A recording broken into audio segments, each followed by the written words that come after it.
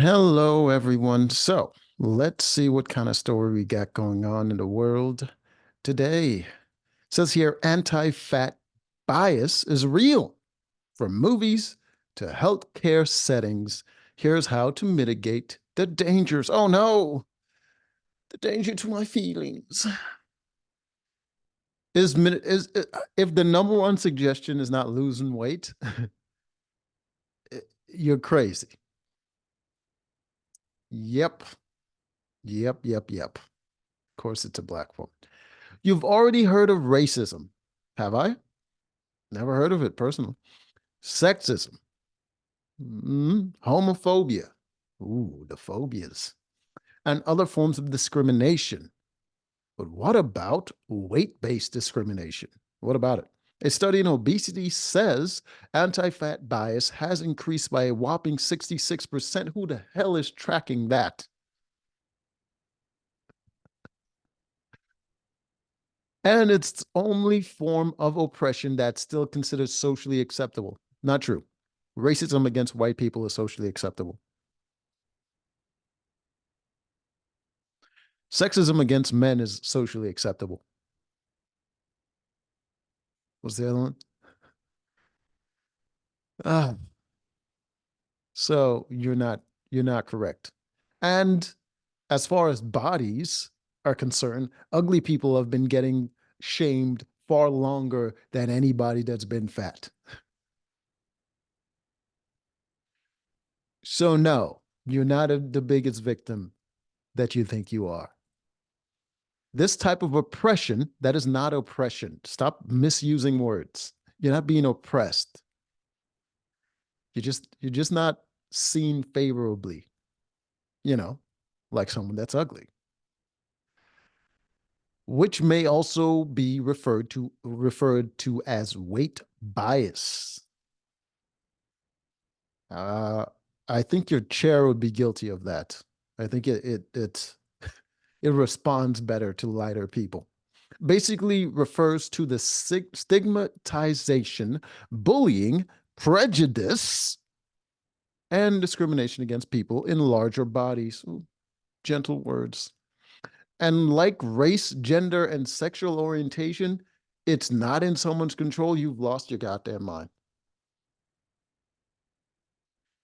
You lost your entire mind.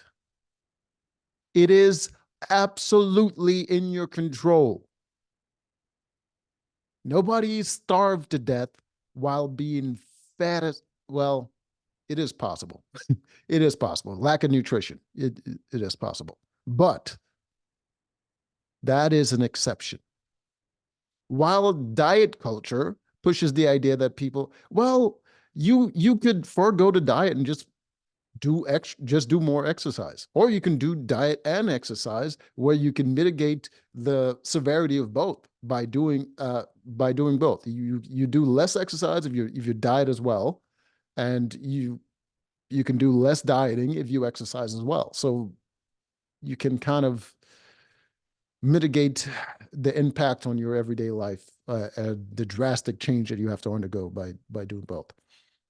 Uh, while diet culture pushes the idea that people in larger bodies are unhealthy and morally bad. Yes, well, I'm pretty sure religion pushed that way before diet culture. You know, gluttony being a sin and all that stuff. Uh, that simply isn't the case. Okay, that's debatable. Yet those people are still treated as if they don't deserve to exist. Treated as if you don't deserve to exist. What does that even look like? How do you treat someone as if they don't deserve to exist?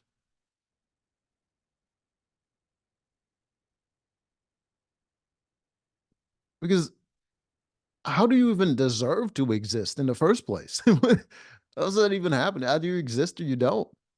It's kind of absolutes. When it comes to existence, it's kind of in absolutes. Think about something that doesn't exist, that you would like to exist.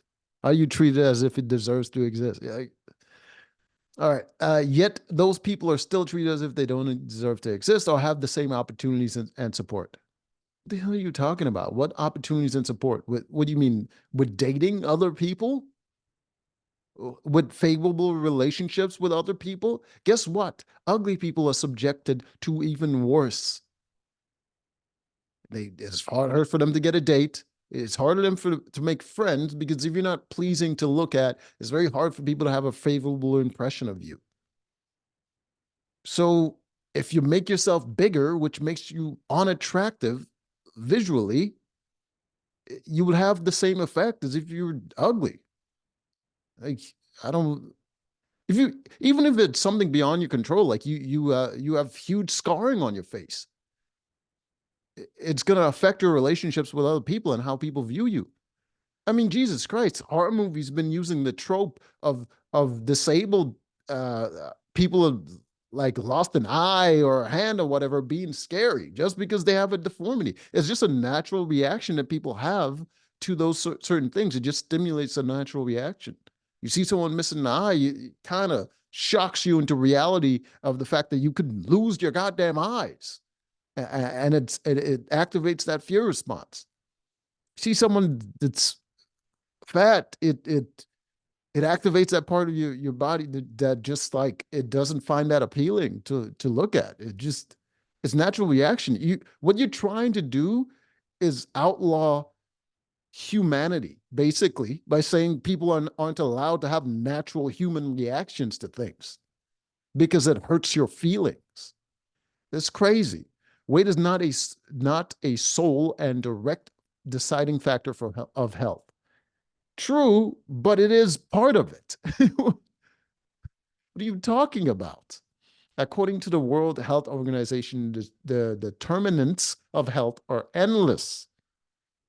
That's because the things that can affect your health are endless. You're silly. From income to genetic, from income. I mean, income can affect the quality of healthcare you can receive, but or your ability to get food and stuff like that, or your willingness to go to the doctor because you're lacking.